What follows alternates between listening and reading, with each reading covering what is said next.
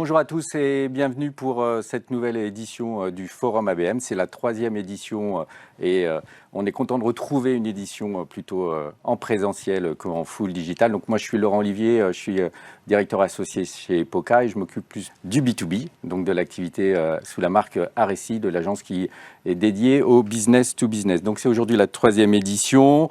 On a mobilisé tout l'écosystème qui s'investit pour faire en sorte que l'ABM fonctionne et que les campagnes soient performantes. Donc on va avoir toute une succession d'intervenants pour vous donner des flops, vous donner des tops, ou en tout cas vous allez repartir avec des tips pour pouvoir mettre en place des campagnes qui fonctionnent bien et avec les experts RSI, réussir à agréger l'ensemble de ces étapes qu'il faut réussir pour mener avec succès une campagne ABM.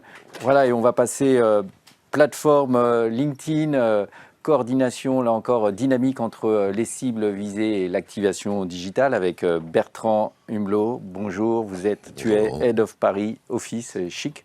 Tu es patron de Paris, voilà, donc pour dire en français. Alors, peut-être Paragon est un peu moins connu que HubSpot et compagnie, donc peut-être dire un mot un peu plus précis sur la plateforme de monitoring Cross Network. Alors écoute, effectivement, on est un acteur spécialisé dans les réseaux sociaux, ce qu'on appelle un pure player des réseaux sociaux. On a été créé il y a un peu plus d'une dizaine d'années. Notre métier, notre mission basique, c'est finalement de permettre aux marques d'interagir avec une entrée unique avec l'ensemble des réseaux sociaux pour piloter leur campagne de publicité sur les réseaux sociaux, que ce soit de la création, au reporting ou finalement à la mesure et à la création d'insights pour générer des actions futures.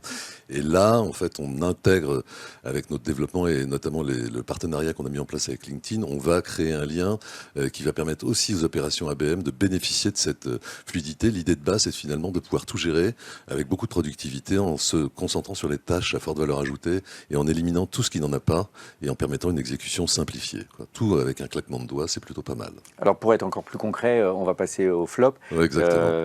Et donc on va comprendre un peu mieux les sujets, les peines auxquelles vous répondez. Voilà, donc, et là encore avec des verbatims. Exactement, des verbatims parce qu'en fait c'est assez drôle parce qu'on en croise assez souvent. J'en ai pris quelques-uns de toutes les expériences qu'on a.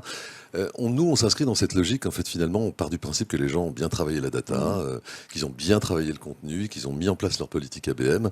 Et puis arrive le jour de l'exécution. Et quand on arrive à l'exécution, finalement, c'est formidable. D'abord, il peut y avoir un problème de délai, c'est un problème de productivité. Effectivement, j'ai tout fait, mais ça démarre demain et je ne sais pas comment faire. Ensuite, c'est comment est-ce que j'intègre mécaniquement des contenus qu'on a sélectionnés pour faire en sorte qu'il y ait un lien direct. Et c'est le métier de Paragon, c'est de créer ce lien direct entre le réseau social et le programme ABM. Ça, c'est un des points clés. Effectivement, ça peut être l'échec, le flop total de la du démarrage d'une opération ABM. Le deuxième point, qui est quand même un élément clé, est la conséquence d'une opération ABM. L'ABM se développe parce qu'il se mesure, parce qu'il est performant. Donc effectivement, si je ne sais pas si, quand j'ai décidé par exemple d'activer dans une opération ABM tous les leads qu'on avait identifiés comme étant des lignes pertinentes dans la base CRM, si je ne sais pas si je les ai touchés, ça va être compliqué de mesurer l'impact réel qu'on peut leur attribuer et qu'on peut attribuer à cette opération ABM.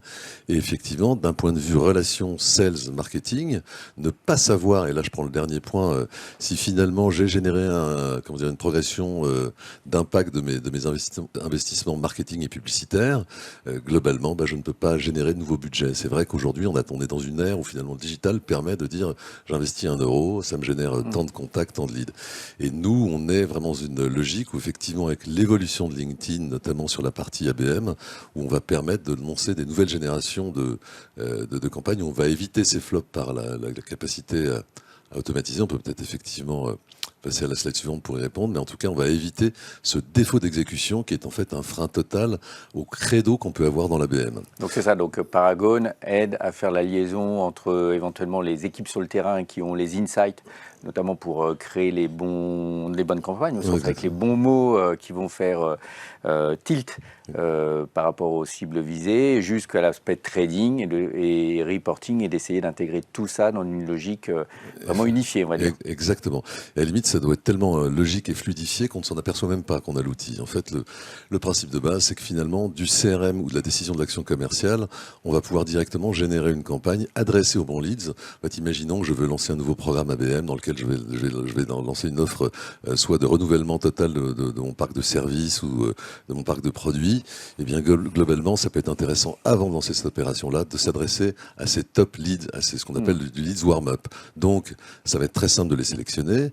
Ça va être très simple de sélectionner les contenus qu'on veut adresser spécifiquement à chacun des marchés, à des individus finalement qu'on a identifiés dans notre base CRM, d'avoir cette automatisation de sélection des contenus et de mise en place des campagnes à la fois d'un point de vue budgétaire, d'un point de vue timing, et puis ensuite effectivement d'avoir la mesure de couverture sur la campagne qu'on a réalisée. Effectivement, est-ce que j'ai touché 70 ou 60 ou 80% ou 90% des top leads, enfin des top accounts que je veux activer dans le cadre de cette campagne ABM. Et donc, si on veut être plus précis pour tous ceux qui ont déjà fait des campagnes avec LinkedIn, c'est qu'on va descendre un peu la granularité, encore plus au-delà du compte, des profils, et on déplace ça, non pas du business manager LinkedIn, à un outil qui peut être le CRM, Exactement, donc plus côté opérationnel, et ça n'a pas besoin de remonter, on est plus réactif. On est plus réactif. En fait, l'idée, c'est d'automatiser à la fois, c'est de profiter de l'idée, au lieu de cibler en fait, finalement une fonction ou une entreprise, je cible un lead. Je cible un lead qui est attaché à une équipe de vente, qui le connaît, qui l'a identifié. On parlait effectivement dans la data, je touchais l'ensemble de mon comité de direction pour avoir une bonne prise de décision. Je vais adresser que ces personnes-là dans le cadre de mon opération.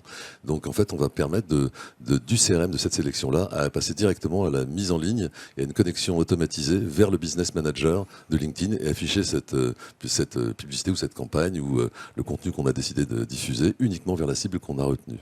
Donc ça permet effectivement, alors c'est ça finalement le top, ça brise les silos qu'il peut y avoir entre le sales et le marketing, d'avoir des campagnes qui sont dépensées, dans lesquelles les sales ne se reconnaissent pas, ou finalement d'avoir des sales qui disent je ne sais pas comment on peut toucher ma cible, et de le faire de manière automatisée en étant sûr de respecter le timing. Ça, c'est la notion, c'est le deuxième top, c'est finalement de fluidifier ça. C'est qu'il faut que ce soit le temps qu'on peut perdre dans la mise en place d'une opération ABM, c'est du temps qu'on ne consacre pas soit à la bonne sélection des individus qu'on veut toucher, soit au travail sur le bon contenu et au bon mapping des contenus qu'on veut adresser sur ces, finalement, leads en particulier. Et puis, finalement, c'est la mesure efficace. C'est le troisième top, c'est je sais exactement ce qu'a généré ma campagne ABM sur LinkedIn en adressant les cibles que l'équipe de vente a identifiées pour développer ou relancer un produit quelconque.